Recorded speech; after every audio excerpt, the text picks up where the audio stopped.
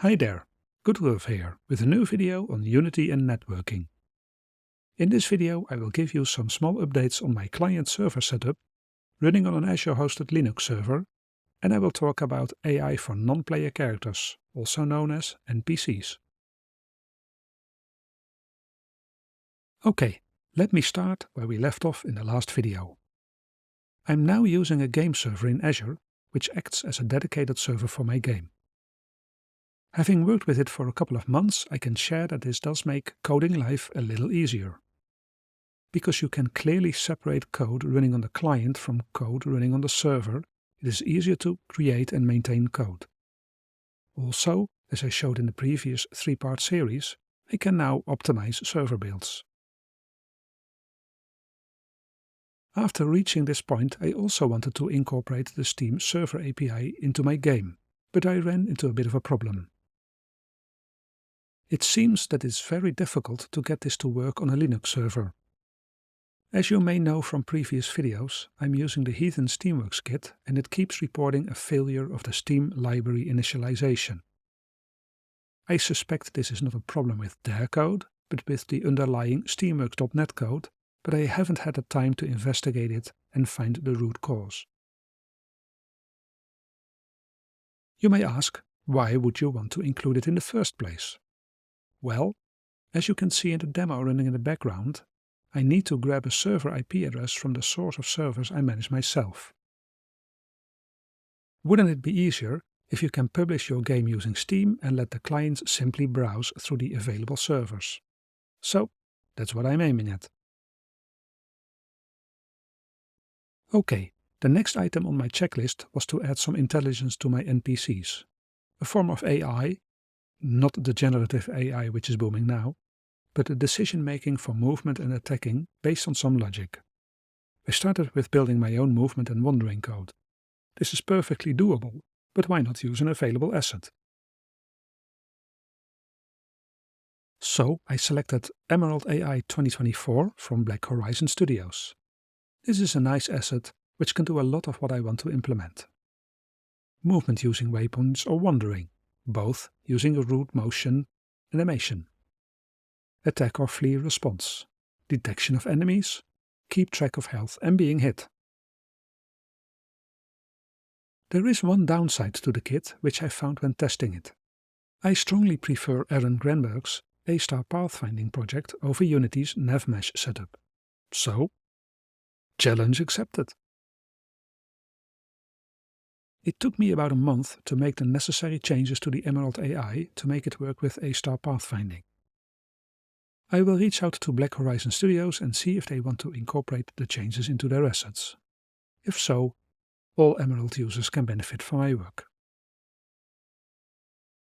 Obviously, I cannot share the code from Emerald on my GitHub page, but I can share my approach and a key part, my own NavMesh imposter class. This is a key element of making it all work and minimize the code changes in the original Emerald AI code.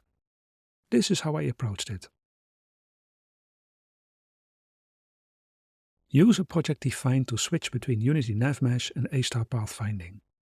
This way you can easily switch back and forth in example projects to see if your code is having the same results as the original code.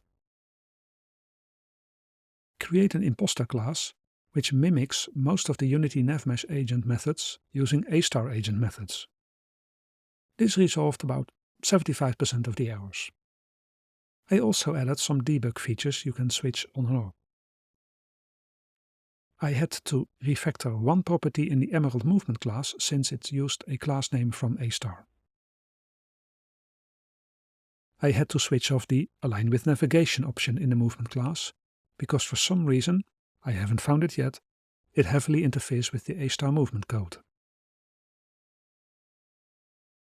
In the awake code for the movement script, when the AStar define is active, I switch off the Unity NavMesh and add my own imposter component.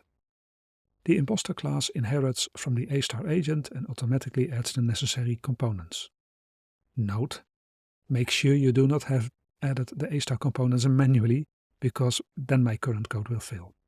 I basically need to add a check for that. Making the Emerald code work with Fishnet networking is actually pretty simple. I created a kill switch method, which can be used to switch off any AI module on the NPC prefab. This is important since the AI needs to be running on the server only. I created an AI script which works similar to the player script code I have used in previous videos. In the awake call it switches off the AI, and in the Fishnet onStart server event it switches it all on again. Remember what I said earlier? Using a dedicated server makes it easier to differentiate between the client and the server, and this is one of the areas where it shows. A few side notes on the Emerald AI assets. I really like the examples included in the asset. It's a great way to learn what's possible with the asset. It also helped me a lot when testing if my changes to the code were okay. I'm less of a fan of the way the code is distributed in folders. Each editor code is a subfolder of the associated component. That poses a bit of a problem in combination with the fact that the asset has no assembly definitions included. So I had to reshuffle tens of folders to separate the editor code only from the actual folders. I posted a message in their Discord channel hoping they will include assembly definitions in the future. While the demo is running in the background, let me say it was quite some work to complete this integration, but it was fun to do, and trying to build all of the Emerald AI features myself would have taken way more time. I'm off to research the next video. If you like this video, then please give it a thumbs up.